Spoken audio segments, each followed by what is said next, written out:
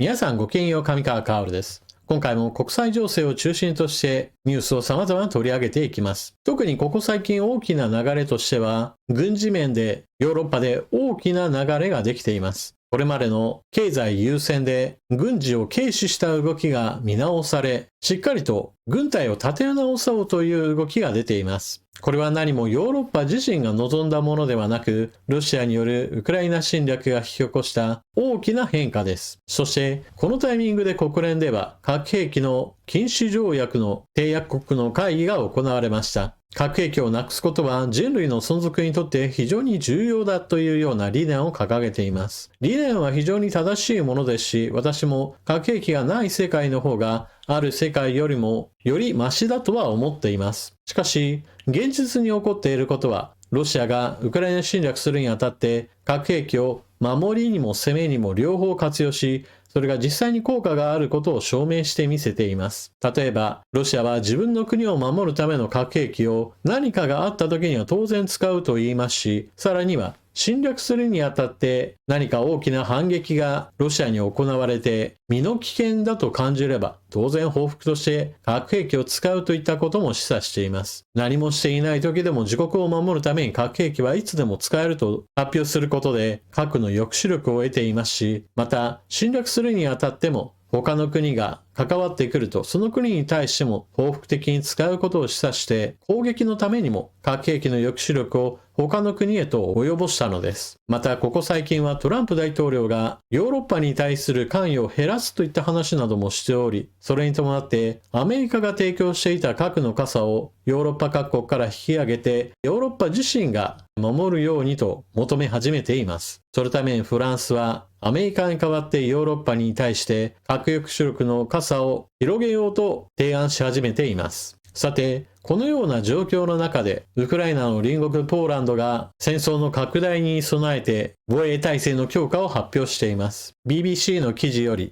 ポーランド首相、全成人男性への軍事訓練を義務化する方針発表。ポーランドのトゥスク首相は、ポーランドのすべての成人男性に軍事訓練を受けさせる計画を立案中だと話した。今年末までにこの計画を策定し、ポーランドのすべての成人男性が戦争に備えて訓練を受けるようにして、潜在的な脅威に対してこの予備軍がふさわしく対応できるようにするつもりだ。トゥスク氏は、ウクライナ軍が兵80万人を要し、ロシア軍は約130万人だと述べた上で、予備役を含めたポーランド軍の規模を現在の約20万人から50万人に増やしたいと述べた。物事を賢く取りまとめれば、いくつかの行動方針に沿って動く必要があるだろう。これには予備役だけでなく、入隊しない人々が紛争時には万全に訓練された有能な兵士でいられるようにするための集中的な訓練も含まれる。また女性も軍事訓練を受ける可能性があるものの、戦争は依然として大部分が男性の領域だとした。トゥスク氏はさらに、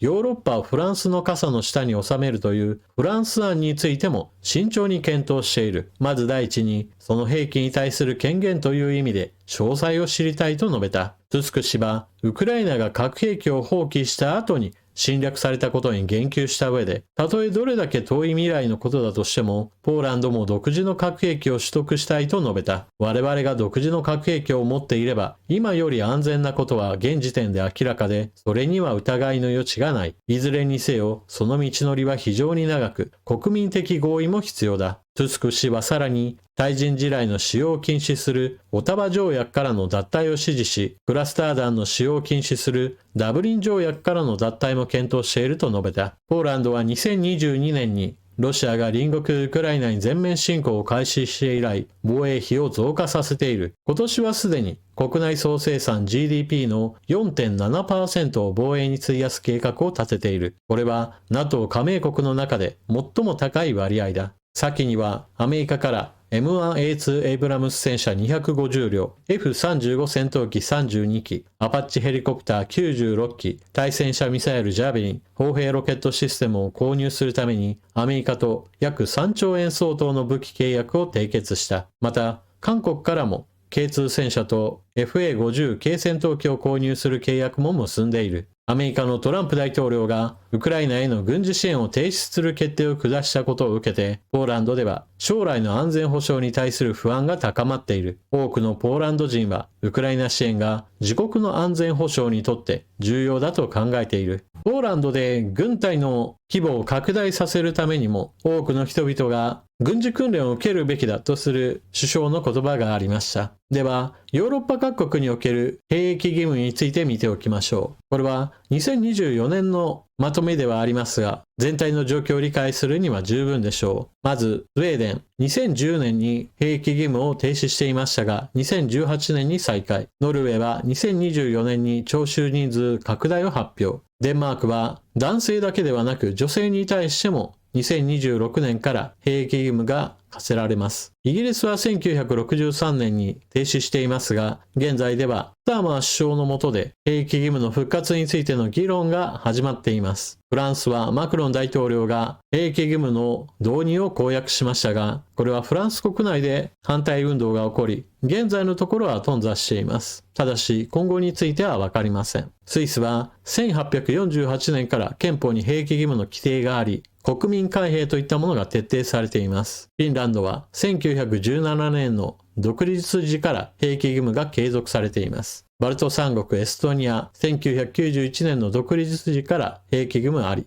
ラトビアは2024年初頭から兵役義務を再開しました。リトアニアは2008年に停止、2015年に再開。ドイツは2011年に停止しましたが、現在の情勢下もあって、兵役義務の復活に向けての議論が進められています。トランプ大統領がヨーロッパの安全のことはヨーロッパの国で考えてくれと言った以上、そこには一つ大きな変化が起こることが確実視されています。まず第一に、アメリカが核の傘の引き上げといったものをするのであれば、当然のようにどこかの国が代わりをしなければなりません。なぜそのようなことをしなければならないかといえば、ないんだったら自分の国で核兵器を開発しようという国が次々と現れることが考えられるからです。少なくとも侵略する想定国としてロシアがあって、ロシアがウクライナ侵略の時に核兵器を守りにも攻めにも使うといったことを考えているわけですから、核兵器がない国が今度攻められた時にはまた同じようなことが起こってしまうわけです。だからこそフランスは各国が核兵器開発を始めないためにも自国の核兵器を貸し出す形で核兵器の拡散といったものが進まないようにと動き始めているわけです。ただし、あくまでも借り物の核兵器ですから、その使用方法についての様々な規定が問題になるかもしれません。そこでポーランドとしては、フランスが核の傘をアメリカに代わって提供するのであれば、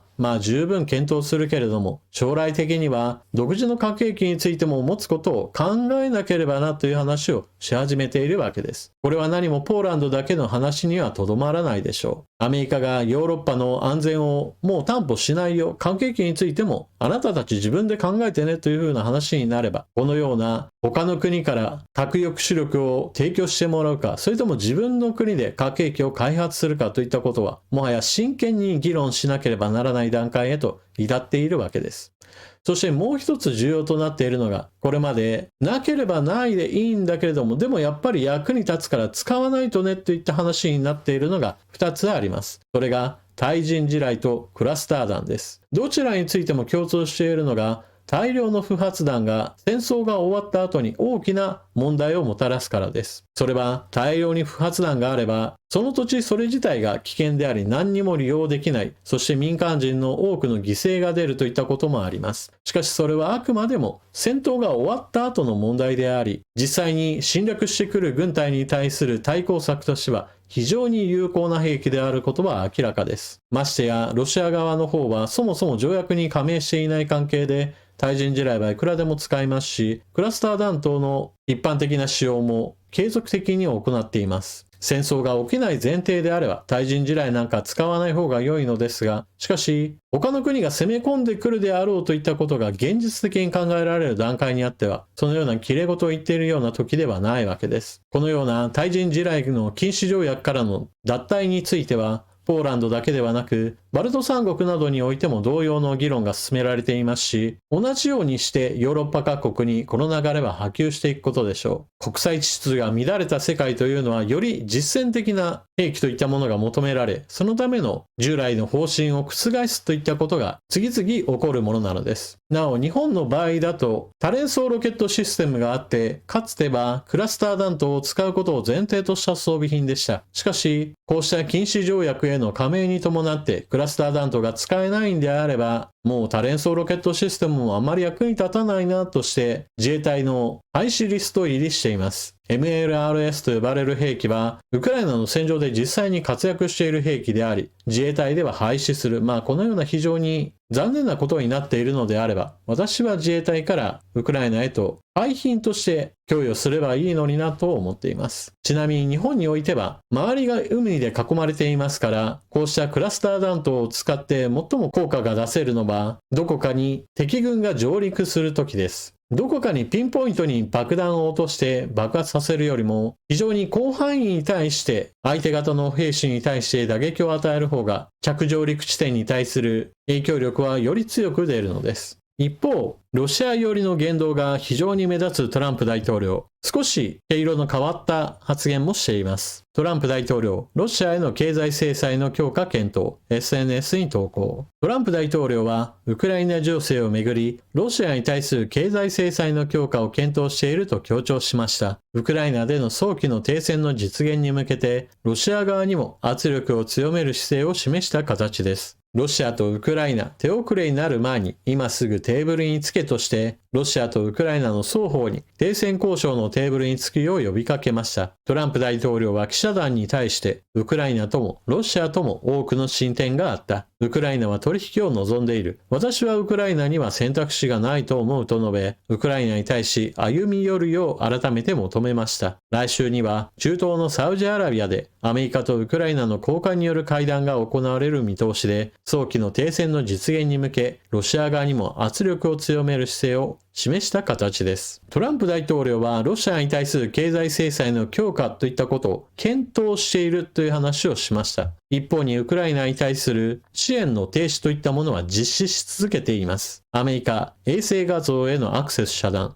ウクライナに情報提供停止。アメリカ宇宙技術企業マクサーテクノロジーズが自社の衛星画像へのウクライナからのアクセスを遮断したと報じた。同社はアメリカ政府の決定だと説明。アメリカがウクライナへの機密情報の提供を停止したことと関連している可能性がある。衛星画像はロシア軍の兵器の移動や補給路の状況を把握する上で不可欠。ウクライナの関係者は衛星画像の取得が困難になったと認め、別の方法での入手を模索していると明らかにした。一方、ウクライナを支援しているフランスから供与された戦闘機がロシア軍の攻撃を迎撃しました。アメリカのトランプ政権がウクライナへの軍事支援を停止する中、ウクライナは7日、ロシア軍のミサイルや無人機を迎撃する任務にフランスから供与された戦闘機が初めて参加したと明らかにし、各国に対し支援の継続を呼びかけました。ウクライナ空軍はロシア軍によるインフラ施設を標的にした攻撃があり、ミサイル34発、無人機100機の迎撃に成功したと SNS で発表しました。その上で、今回の迎撃任務にはフランスから供与され、先月、第1陣がウクライナに到着した戦闘機、ミラージュ2000が初めて参加したと明らかにしました。これについてウクライナ外務省の報道官は、ウクライナの航空戦力を強化してくれたフランスの友人たちに感謝したいと述べ、アメリカのトランプ政権がウクライナへの軍事支援を一時停止する中、各国に対し支援の継続を呼びかけました。なお、ウクライナはこの件に関して、ミラージュ2000戦闘機からの写真を公開しています。ロシア軍の KH-101 巡航ミサイルをミサイルで撃墜することに成功したそうです。トランプ大統領がロシアに対する経済制裁をかけるといった話をしているので、